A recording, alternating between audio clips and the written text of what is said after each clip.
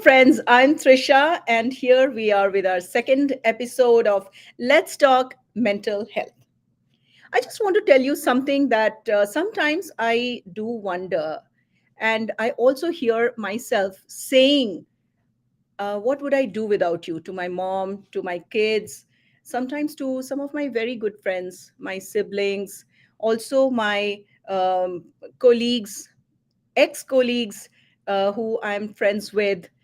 And this question, actually, I do not find any answer. The only thing that I find is that relationships are so important.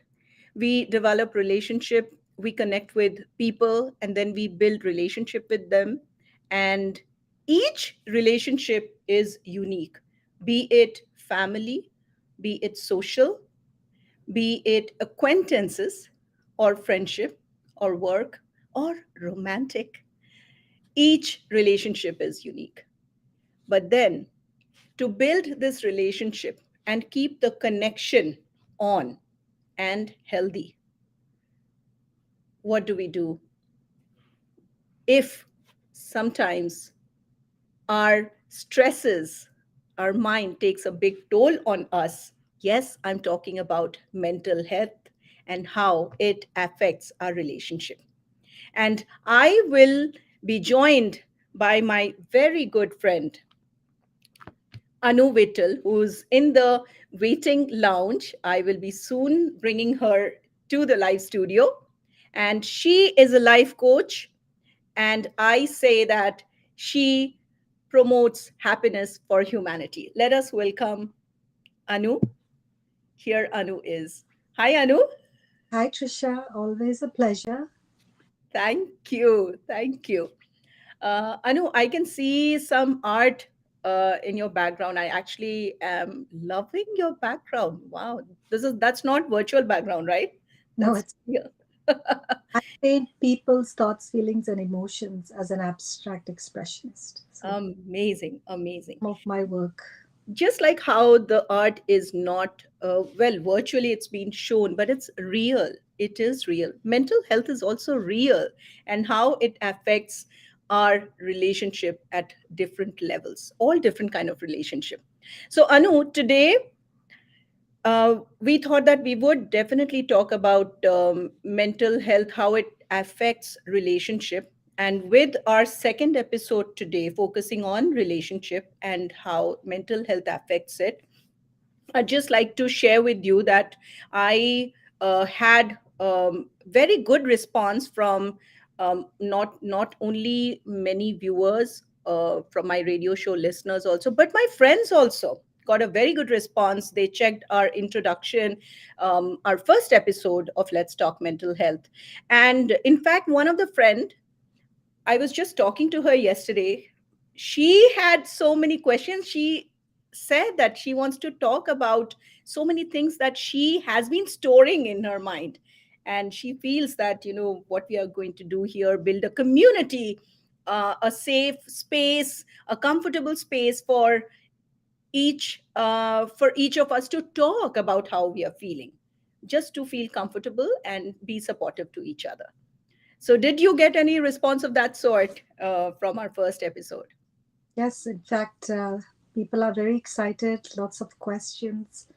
So, I'm really ready to dive into relationships, which is, I think, a critical question for many as to how to evolve, wade through, and really be able to bring some balance into their relationships while maintaining their individualness. So, Amazing. Very nice. Yes, we are going to have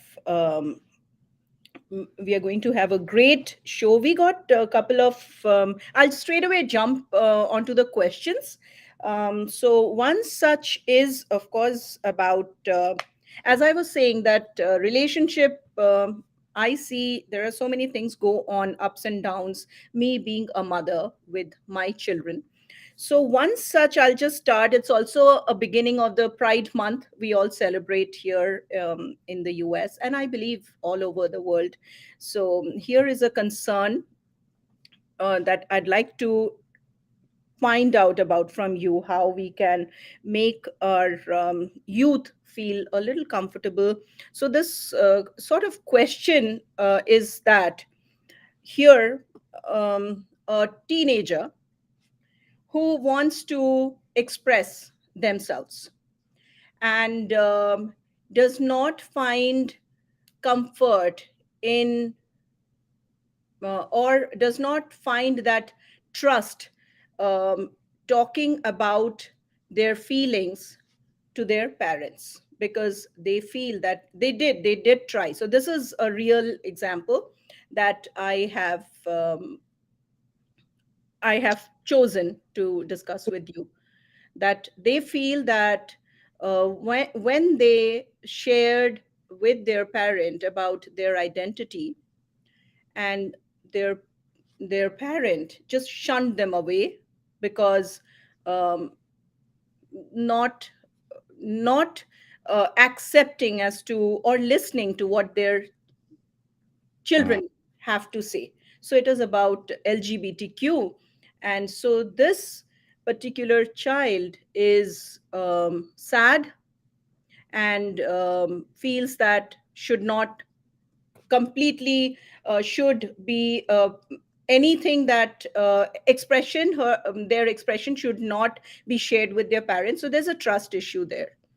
How And old is the child or the teenager? pardon? How old is the child? A teenager, just 14, 15, about 14 going on 15. At the caregiving, period of their life with their That's parents. right. That's right. And, so this is a very interesting situation. And today, LGBTQ is so inclusive in all our communities. And I think sometimes our parents or caregivers are in a paradigm of society which expects things to go in a certain way, whereas there is no right or wrong. Everything is accepted just the way as we are, unique and special. I like to say that if God was a master DJ, he's cutting CDs with different mixes, and each one of us is a special CD. And in Sanskrit, we call these our sanskars, or our unique features, or the unique song mixes, or whatever you want to call it. Now, these CDs are mixed, and we don't get to choose our parents. So typically, it's one CD meets another CD, they fall in love, and then they have lots of baby CDs. And each of these CDs, again, is unique and different. And just like us, who have different DNAs, we have different characteristics, and we are born into this world uniquely. And with that fact in mind, if this child was to give their parents a little time to break through maybe some reading material and using a mentor in their peer group who has been able to successfully navigate and uh, you know go through that process of what we call coming out, Hmm. maybe is a great way to use those examples and those stories to share with their parents, because the child is still young and 14 is still a developing age. Yes. Is integral to have the support of the parents, and it is necessary. Sometimes one parent is more willing to accept, and then it is important to use that parent as a crutch to convince the other parent, because you cannot really change anyone. You can use different techniques and ways of persuasion, showing some kind of reasoning, and also ultimately parents want to see their children happy, you know True. and safe and in a good environment, whatever age, whatever phase of life. Ultimately, that's all that parents want to see, and to be able to show such examples, which are so available in the world today. So many people out there with such beautiful relationships from the LGBTQ community. I think it's just about showcasing. Not only will that make the person and the child happy, it will make them fulfilled, which is the most important thing. Success is on one side, and being able to meet the daily requirements of life is on the other side. But feeling fulfilled is essential for every human soul. So that's Very, what. absolutely, very rightly said. Here is the situation that the child is willing to talk. However, yes, you're right. We are, as caregivers, We have certain, so it's like if it doesn't fit in the box, then no, sorry.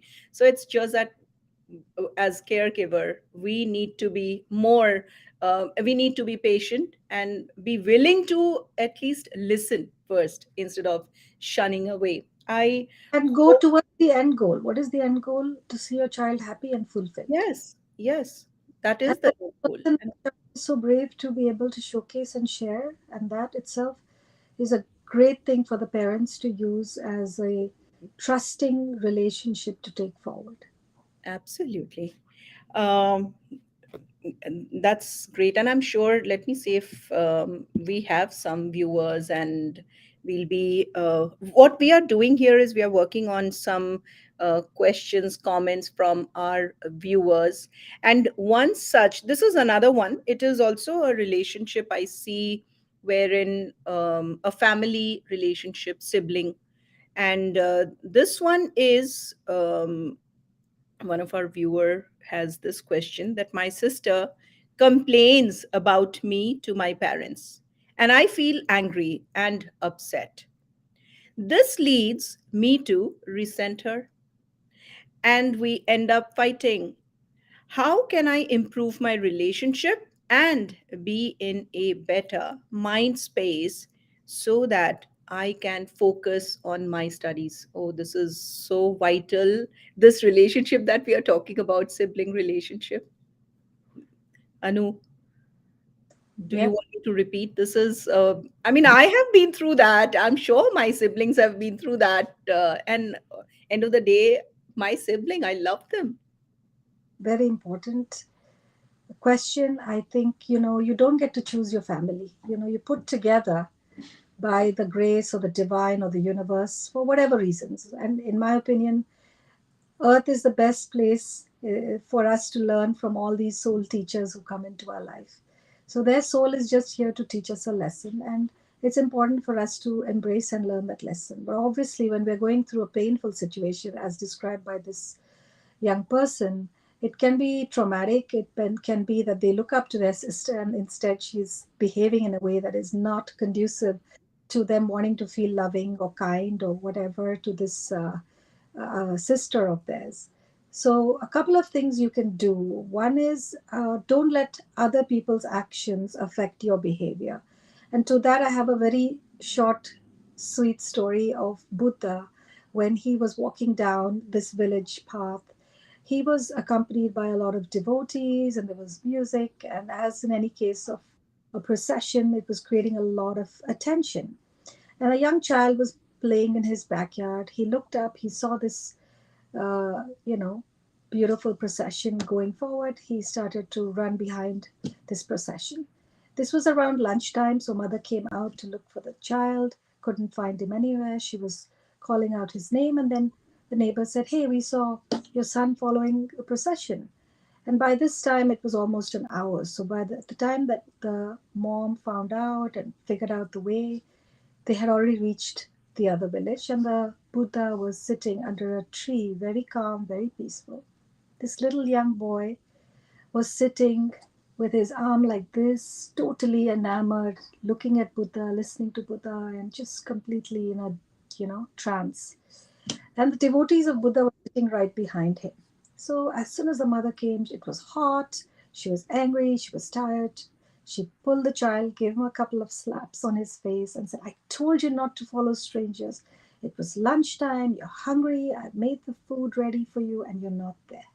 I'm very upset with you." And then she took out all her anger against Buddha, and she screamed and she shouted and she said all kinds of mean things. And there were so many people around him, and all that Buddha did was smile. And then he took his water carrier and he gave it to her. He offered it to her. And she took it. She was so angry, she threw it. She grabbed her son and ran away. Everybody was stunned. There was one devotee who was sitting on the right side of Buddha, and he said, "What's this? Why didn't you say a single word? She was saying so many bad, mean things." Buddha smiled, and he had something else in his hand, so he offered it to the devotee. The devotee took it, and he says, "I offered something, you decide to take it. Now it's yours. She offered me something, but it wasn't for me. It didn't matter to me. So I refused to take it. If I refused to take it, then why do I have to react to what she said? She can say whatever she wants. And I just stopped her with my imaginary hand and I put a boundary wall. So we can also do the same thing. We can stop other people's thoughts, words, opinions. I know it's not easy. I know it's a practice. You have to do neurobics. But over the years, what you understand that someone else's bad behavior does not expect you to respond in the same way. You don't have to react and respond in a negative manner just because someone else is doing that. You have your own personality. You have a sanskar or a DNA of your soul that brought you here, and you are a good person. So you just continue to do the good you are. Then you won't feel the resentment, then you won't feel the anger. But in the real world or the Maya world, which I call, you need to have that conversation. You need to set those boundaries straight. You need to tell her how you feel, and you really need to do it with kindness and compassion that will touch the sister or brother or sibling, whoever it is that is being mean to you, and allow them to think for themselves and change their own behavior. Through our own way of responding right, we can change how the other person behaves. And I hope this helps the young person get some balance and focus in their lives. Absolutely. Absolutely. I mean, the question where it came from, I can relate to that a lot as I was growing up, being the youngest in the family and surrounded by a big brother and two big sisters, and always never really understood that all these fights, arguments, and were actually another form of love. But it did happen that all these complaints and the so now that we are all grown up and I'm a mother, and I try to teach the same, show the same thing to my children, what I've learned, that stick to the basics. And after all, love, as Jason Raz says, love is still the answer. So let's not forget that it's going to things are going to be fine, yes, definitely, if we take this course of action. And i I really appreciate how very beautifully you put the in your answer with the Buddha's example, the story that you shared. Thank you, Anu. Anu, you mentioned on our first episode also, and today also you did. I'm very inquisitive about learning neurobics, you said. Could you share a little bit on that today? A little bit? But I'm sure we'll be talking about it in our, like every time that this will come up. So just a little bit. Sure. So I'm just going to look at some notes that I made. And one thing that I do want to talk about is, especially since today's topic is relationships, people think that everything should happen automatically. It does not. And with our family, in fact, we have to work a lot harder because we didn't choose them, they chose Mhm. us cases, and we all came together True. to celebrate that. In the case of our friends, we get to curate those people, and that really helps us to a little bit um, provide a guiding tool or a goal towards how we want to journey with our so-called found friends or created friends, or sometimes we remove some because they're being toxic and not allowing us to grow in the direction we want.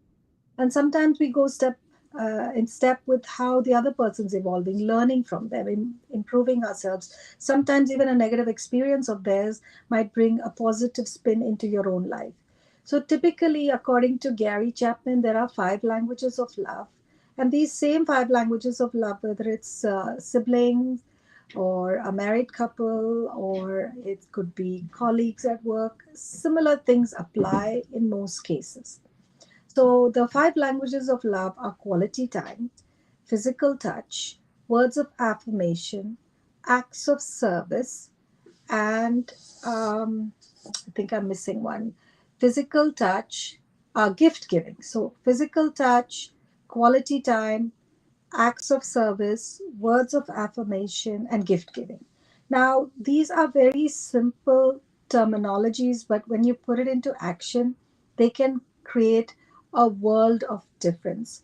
People tend to love others the way they want to receive love. For example, if I like pink love, I'm going to give you pink love, but maybe you need green love. Somebody else needs purple love. So, how do you change it? So, you make this formula by having a dialogue and having a discussion as to what is their highest priority in the sequence of the way they want to be loved. And in, so you come up with a formula that works for different people. For example, I had a friend who loved to go out and eat and have a really good time because she loved cuisines from around the world. But after she had breast cancer, she was not able to indulge in those kind of activities. So she really wanted to do something more holistic. So we sat together and we figured out what we could do when we were spending quality time together, and that was going to the baths and doing wellness therapies. Mhm. Similarly, you might want to go see a movie, but your husband may want to go out and have dinner at a certain restaurant. And maybe for him, it's all about the food and the wine, and for you, it's about the movie. How do you come to an agreement between the two? Because even spending quality time is different. So you make a decision that you could either do both, one after the other, or one night is a movie night, one night is a dinner night. Similarly, when it comes to words of affirmation, everybody needs this. And in today's day and age, more so than ever. For someone, a kind word about how they look, or, you cook this amazing meal and you're waiting for your family to say something and nobody says anything. And then you keep nudging them and saying, did you like it? Did you enjoy it? Maybe even just coming straight out and saying, guys, I cooked this meal with so much love. I really do appreciate your feedback. It makes a world of difference to me. It makes me understand whether I'm going in the right direction. A physical touch, a hug, a kiss, a pat on the back. These are small gestures, a shake of hands, and if nothing else, a small bouquet of flowers or an apple that the students used to bring to the teacher. Little things, even just getting a glass of water when someone really really needs it.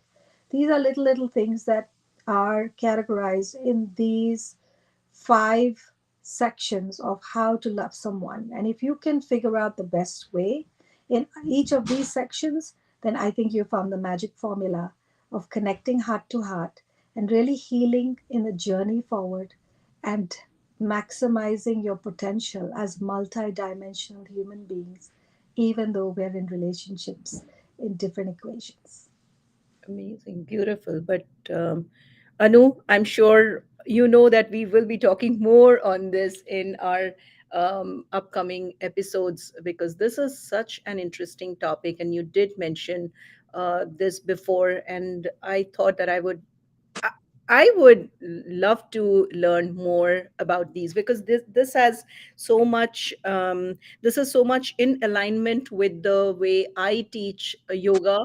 I'm a yoga practitioner, and to my students also. In fact, this morning, my morning session with it was a women yoga class where we have um, beginning and the end. I remind It's like a sort of reminder that hey, it's the first, you are your first love, and touching is very important. That's a important element in how we also show love to our own self. So as you were saying, the physical touch and the 5 elements of neurobics, some of the things that I was remembering, that how we use, we need to be, but again we need to be reminded that this is who you are, and you need to show yourself love first, of course, incorporating some of the elements that you shared.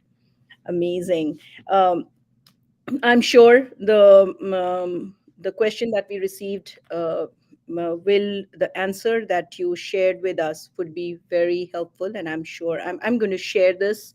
And so here is my request to our viewers, that come up with anything that you have in mind. This is what we are trying to achieve, trying to do, is create a community where we feel comfortable to talk about our mental health, or how we are feeling, and not just hide behind our self made strong door that is unbreakable. So we got to break it ourselves and create a community, feel safe, feel comfortable, and support each other. And I have, Anu, can I ask you another question? It is more about how social, with the use of social media and how it affects our relationship. Can I ask you another question? Do we have time?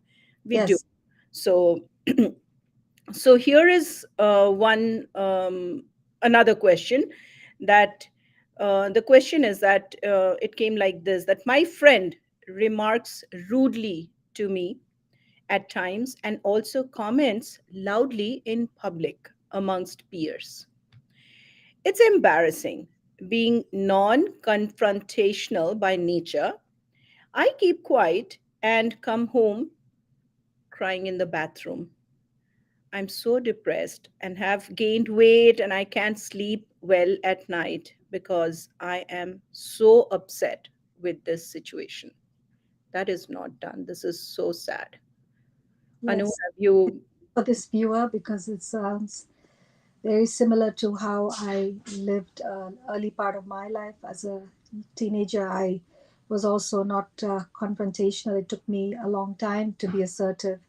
And being a people pleaser, it was easier for me to just be silent. And silence sometimes is acceptance. So, unfortunately, in today's day and age, we are bought and sold by the opinions of others, Mhm. uh, conditioned in a way that we are unaware sometimes when things like this are happening to us. The good thing about this young person has is that she's at least sharing and seeking help True. God greatly, and that just takes a lot of courage. So, what I would recommend her to do is that, this is a guidance, and she really needs to take the action in this case, is to be very assertive. And again, like you said, neurobics is practice, it's Mhm. about practicing the mental muscle, the Mhm. brain, making it to do things not necessarily that you're used to, but retraining it. So one thing I would like her to do is when her friend says something mean or rude or gives an opinion, or she can always say to her, "Thanks for your opinion." What that means again is a boundary wall. It's just saying thanks for your opinion, but in her mind she can say silently, "I'm not allowing this, so stop." That's what it means. So it doesn't ask Right. for connect more or discuss more on this. Sometimes people who are really mean could go a step further. And if they do, then you can always say, "Can you repeat that?" The moment you ask someone to repeat it, if they are extremely vindictive and malicious, they might do so. But most people will stop for a second and say, "Ooh, what did I say?" Maybe they were having a bad day and they may not repeat it. So that's step two. If they are being extremely vindictive and cruel and they repeat, then you say, "Are you trying to make me feel bad?" And let them come up with an answer and take ownership and responsibility. And says, if they do say that, then you have a chance to sit down and say, "I'd like to dialogue with you," and that's a completely separate conversation. But most people would actually stop. "I'm so sorry, I didn't mean it. I didn't mean to say it." If she's genuinely a friend. And last but not least, you could then go back to that person and say, "Thanks for your opinion. You know, you have been extremely critical of me and judgmental, but let me tell you that people like this are actually unhappy and more critical about themselves. So that's something for you to think about." And then walk away silently. But at least she had a chance to assert herself and state those things that are bothering her. And in doing so, she has helped to also let the other person think and evolve for themselves so that they don't repeat the same thing. Two, if they're genuinely her friend, then they would give a chance for an explanation and make that relationship, repair that relationship and make it even better, because sometimes getting a crack in your relationship is not a bad thing. Like the Japanese believed in kintsugi, sometimes the crack that is aggrandized with gold just makes it more precious, because it just makes you realize that now that you're back together, it is that incident that made you wiser, that made you stronger. What doesn't kill you makes you stronger. So, using her as a soul teacher first lesson always when someone is mean to you, your family members, your friends, is how not to be like that. That's the first lesson. The second lesson using compassion is to be able to assert yourself, do not allow abuse, but to be able to get that person thinking in the direction of solution will, along with you. And if they really are for you, they love you, and they want to be in the relationship, they will make amends. And please sleep well. Viewer, please make sure that you eat well, focus on things that are important to you. You are perfect just the way you are. Don't be bought and sold by the opinions of others, and just heal, you know. Beautiful. I would like you to quickly you said the first, second. I would like you to repeat the third step before we get into the dialogue. It's very important because we do come across this kind of situation. And I want to tell you, this friend of mine who sent this question, that you're not alone. This is a regular, common happening that's going on. But I liked the solution, that there's a way out, that you say, stop, you do not have to hear that. So the third one you said, could you please repeat that? Uh, First question is the first step is thank you for your opinion. Yes. Second one is are you Could you trying? repeat that? Sorry, Once they repeat, and then they may realize or yeah. they may not repeat. So thank you. So the second one is thank you for your opinion. Can you repeat that? If they've said it by mistake or just because they're having a bad day or they're angry or upset, then they will typically stop there. The third question is, are you trying to make me feel bad? And that is when you really determine if this person is having a bad day or they're just trying to be mean and rude in some way or trying to really be toxic and not important in your life anymore. So that's a great point for you to really sit back, think about this relationship, for them to sit back, think about it. And if they're not meant to be, then just cut this person out of your life and just move forward. Don't carry dead weight.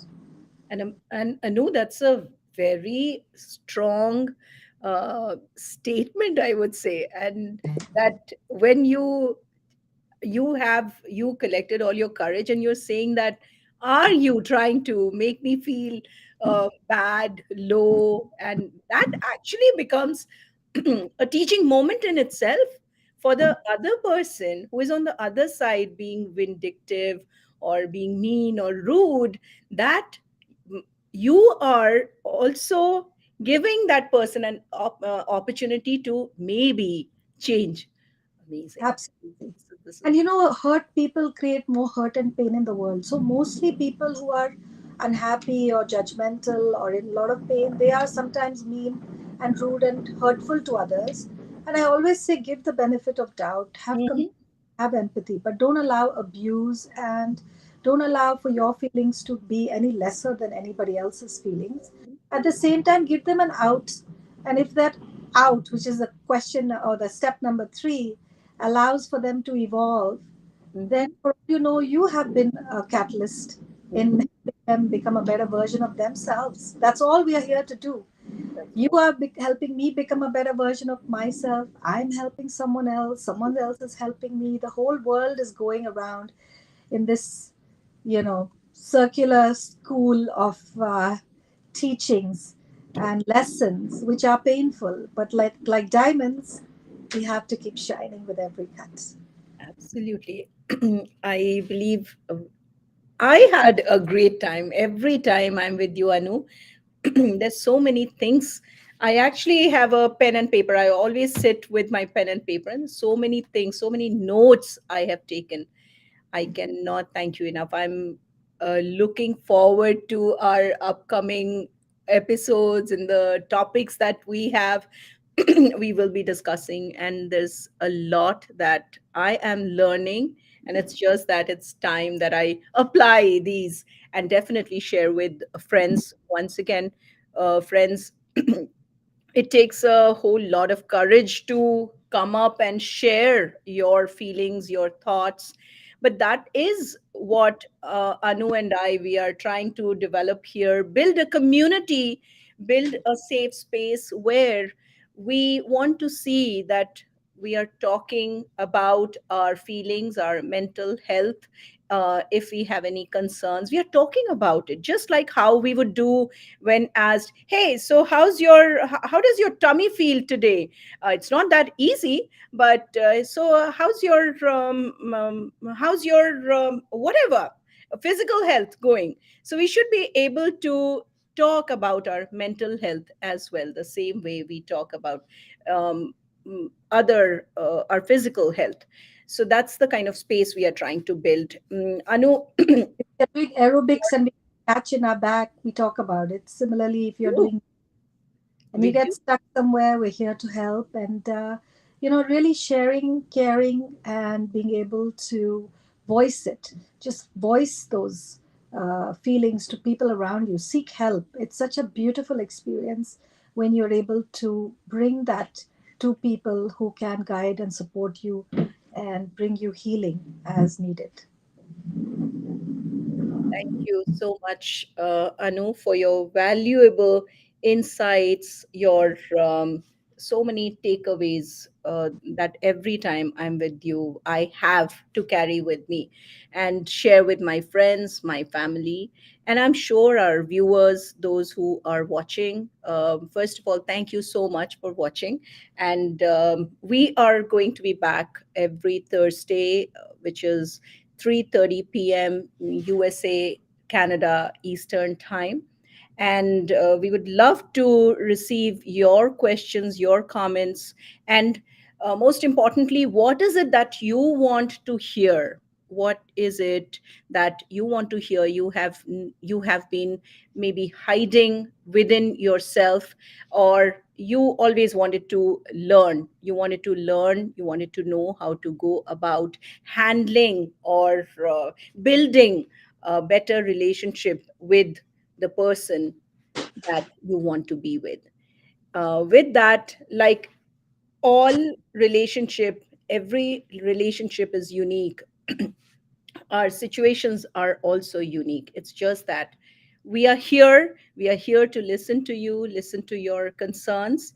um, and once again, just together we can build this community, a safe haven for all of us to come up and talk about our feelings and help each other, be supportive and show love. Anu, last few words before we wrap up, I before think just we end. compassionate and loving and kind to yourself first. All the time, talk nicely to yourself, say sweet things to yourself, love yourself, hug yourself, kiss yourself, and be happy always. Wonderful. Thank you so much for your time. This is Trisha, and I'm here with Anu Vittal, and we will be back with another topic for Let's Talk Mental Health. Thank you. Thank you, Trisha.